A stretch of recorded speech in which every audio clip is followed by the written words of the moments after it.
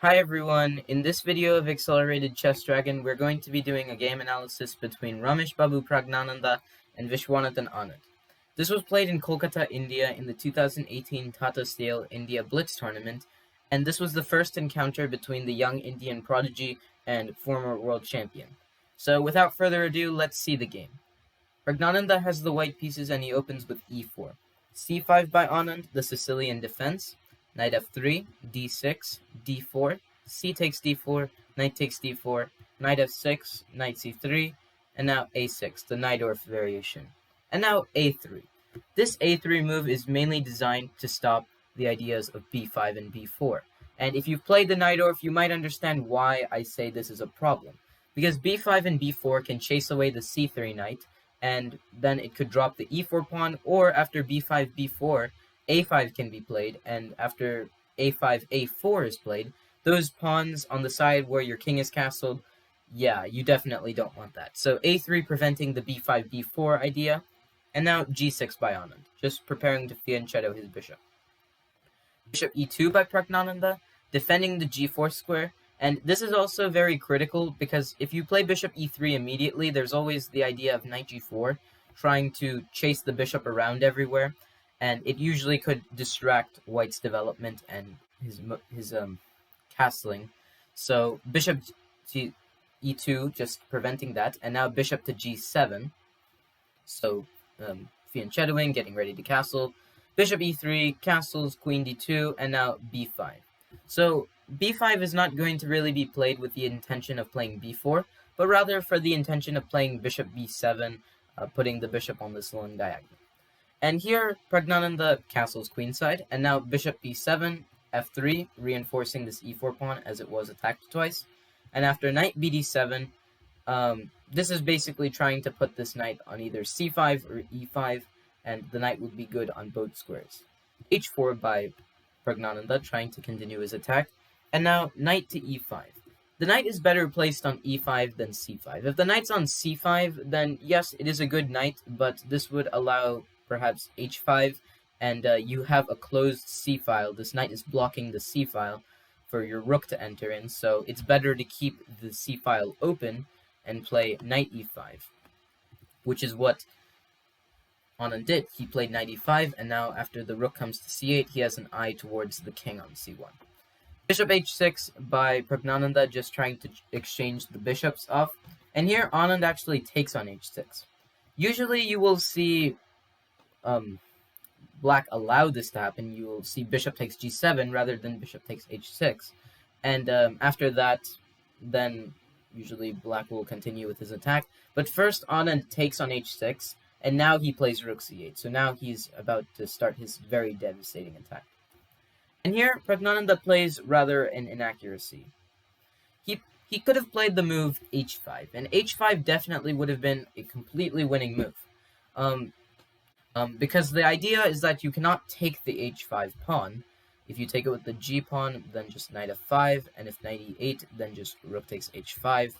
So that would happen, and if you take with the knight, then that's no better, because after rook takes h5, g takes h5, there's knight f5, still no better. And yeah, there's no real way to defend against h5. I mean, you don't really have to take the pawn, but if rook takes c3, then h takes g6, more files are opened up. And now you can see how bad this is. If you take with the h pawn, then you're simply getting mated. If you take with the f pawn, then knight e6, and now there's a threat on queen g7, and also there's a threat on your queen. The best way you could try to hold on is probably play rook takes c2, but after king to b1, the idea of rook takes c2 is that if king takes c2, then queen c8 check, and you can pick up the knight and save your position. But after rook takes c2 check, white can simply ignore the rook and play king to b1. And now black is, of course, instantly, he's going to lose the game. And also, you can't play knight takes g6, because, yet again, the knight will come into f5, and there's no real defense of queen g7. If you play knight e8, then queen takes h7 is mate, so there's nothing to do. That's why h5 would have just been winning immediately. But g4 was played, and this was a very, very big inaccuracy by Praggnanandhaa, and he allows rook takes c3. He's giving Anand more counterplay. And now you can see that when Anand sacrificed this exchange, he's not just thinking about an attack, he's just thinking about how to bring his forces in and just obliterate Praggnanandhaa. So b takes c3, and rook takes c3 is a common idea in the Sicilian dragon, the Najdorf. It's a very common idea, so this isn't the first time it's being used. Queen a5 by Anand, he's trying to attack the c3 and a3 pawns.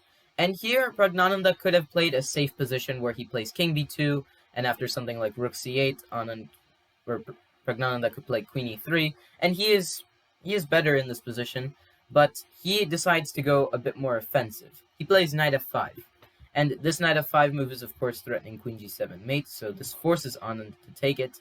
And actually, queen takes a3 check was what I was thinking Anand should play here, because he checks the king first, and then after the king moves, then you can grab the knight, because now the king is a bit misplaced. But all in all, this wouldn't really matter to Anand because he would still get the attack that he wanted. So he played g takes f5 first, and after g takes f5, Anand instead captures the c3 pawn, removing the escape squares for this white king. And now Praggnanandhaa plays rook dg1 check. And of course, if Anand plays king h8, then queen g7 is checkmate, so he must block and give up the knight, one of these two knights.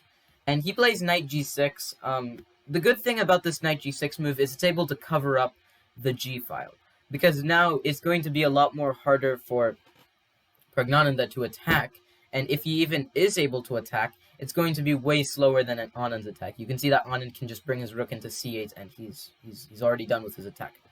So f takes g6, f takes g6, and now Praggnanandhaa plays h5. Perhaps a better way that could have maybe equalized the position was bishop to d3. And bishop d3 is reinforcing the e4 pawn, and you'll see why that is very important in the game. h5 was played, and now bishop takes e4. So trying to threaten checkmate on c2, and it's kind of forcing Praggnanandhaa's hand here. It's forcing him to play f takes e4. If you play bishop to d1 to try defending this, then there's queen takes a3 check, and after king to d2, bishop takes f3, and yeah, this is too much to handle. You know, there's this knight coming into e4 check. If you trade bishops, then this isn't even any helpful. The knight will still come into e4. This is a very, very bad position for Praggnanandhaa to have. So that's why he took the bishop, and now Anand's not going to take the pawn, because this would, after rook takes g6 check, h takes g6, be a better position for Praggnanandhaa, because after queen takes g6, after king h8, queen h6 check, king g8, there's rook g1 check, and your only response is knight g3. If you play king to f7, then queen g6 is checkmate, so you must play knight to g3. But knight g3 is really no better, because after, say, queen g6 check, king h8, then this knight falls, and now that's it for Anand. He can't continue his attack, because there's the threat on g7, there's a threat on h6, there's threats everywhere, so Anand would maybe have to exchange queens with queen f6, and now we can see that Praggnanandhaa is just way better. He's up a whole piece, and he can easily win this game. So instead, queen to a1 check. This forces the king to go to d2, and now knight takes e4 check comes with tempo. It's coming with another attack on the king. And king d3 and king e3 are both transpositional. They both lead to a similar line, so I'm just going to show you what was played in the game, king e3. And here Anand played queen c3 check. And keep in mind, if king d3 was played, and if the next move that I show you was played, then this would be completely transpositional. So if Anand were to play, or if Praggnanandhaa were to play king takes e4 here, then d5 check is playable. And now it's completely lost. The king has no move but to take the pawn, but after rook to d8 check, the king cannot go to e6, because then queen f6 would just be checkmate. Just to illustrate it, this was checkmate. So the king would have to go to e4, but now you can see rook d4 check being played, and after king e5, queen c5 check being played, and after king e6, queen d6, and this is checkmate. So keep in mind that that's the same thing that would happen if the king went to d3. If the king went here, then queen c3 check, and we'd get the same line. So king e3 was played, and now queen c3 check still, and now we can see why Praggnanandhaa was forced to play his next move. He played bishop to d3. And now, if you would like to pause the video and try finding a way that Anand could just get a very superior position, do so now.